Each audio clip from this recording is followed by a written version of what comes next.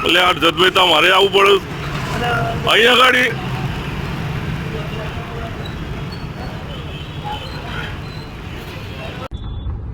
ભાઈઓ છેલ્લા આજે 4-5 કલાકથી અમદાવાદના દરેક પેટ્રોલ પંપે લાઈનો લાગી છે પેટ્રોલ અને ડીઝલ માટે. ખરેખર આ અફવા છે અને આ પેટ્રોલ અને ડીઝલના સપ્લાયમાં સરકાર તરફથી કે ઓઇલ કંપની તરફથી કોઈ તકલીફ નથી અને જોઈએ એટલું પેટ્રોલ ડીઝલ મળે છે. અમને સરકાર તરફથી કે ઓઇલ કંપની તરફથી કોઈ એવા આદેશો અમને નથી મળ્યા કે પેટ્રોલ અને ડીઝલ તમારે ઓછા પ્રમાણમાં વેચવાનું. અમદાવાદમાં જો જોવા જઈએ તો 210 પેટ્રોલ પંપો છે, પરંતુ આજે 3 કે 4 પેટ્રોલ પંપે પેટ્રોલ નહીં હોવાથી આ પેનિક થયું છે. માટે હું પ્રજાને વિનંતી કરું છું કે આવી કોઈ અફવાઓ માનશો નહીં અને આપને જોઈએ એટલું પેટ્રોલ અને ડીઝલ મળવાનું છે.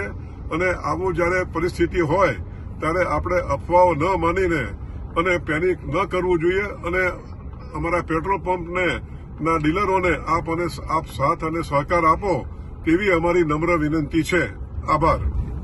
તમામ નાગરિકોને વિનંતી છે કે કોઈ બી પ્રકારની પેટ્રોલ ડીઝલને લઈને સોશિયલ મીડિયા હોય કે વોટ્સએપના માધ્યમથી કે કોઈ બી ઓફિશિયલ જાણકારી વગર કોઈ બી પ્રકારની આ અફવાઓમાં આવીને ભાગદોડ કરવાની કોઈ બી પ્રકારની જરૂરિયાત નથી.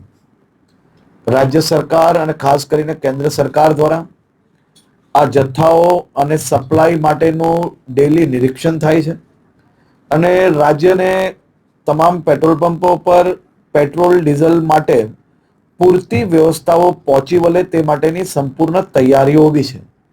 મારી રાજ્યના સૌ નાગરિકોને 2 હાથ જોડીને વિનંતી છે કે આ પ્રકારની વાતો કોઈનો બી વોટ્સએપ મેસેજ આવ્યો હોય એને સીધું જ આપણે બીજા લોકોને ફોરવર્ડ કરીએ.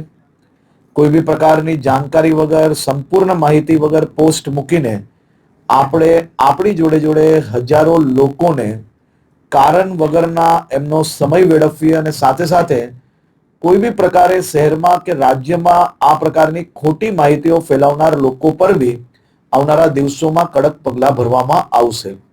ખાસ કરીને વિનંતી છે કે કોઈ ચિંતા કરવાની આવશ્યકતા નથી. પેટ્રોલ ડીઝલ સંપૂર્ણપણે બધા જ પેટ્રોલ પંપ પર મળી રહે તે માટેની વ્યવસ્થાઓને ખાસ કરીને મુખ્યમંત્રી શ્રી બી દર 2 દિવસે એનો રિવ્યુ લઈ રહ્યા છે અને ભારત સરકારમાંથી બી તમામ મંત્રાલયો આ બધા જ વિષયોમાં રેગ્યુલર રિવ્યુ એમનું લઈ રહ્યા છે. આભાર.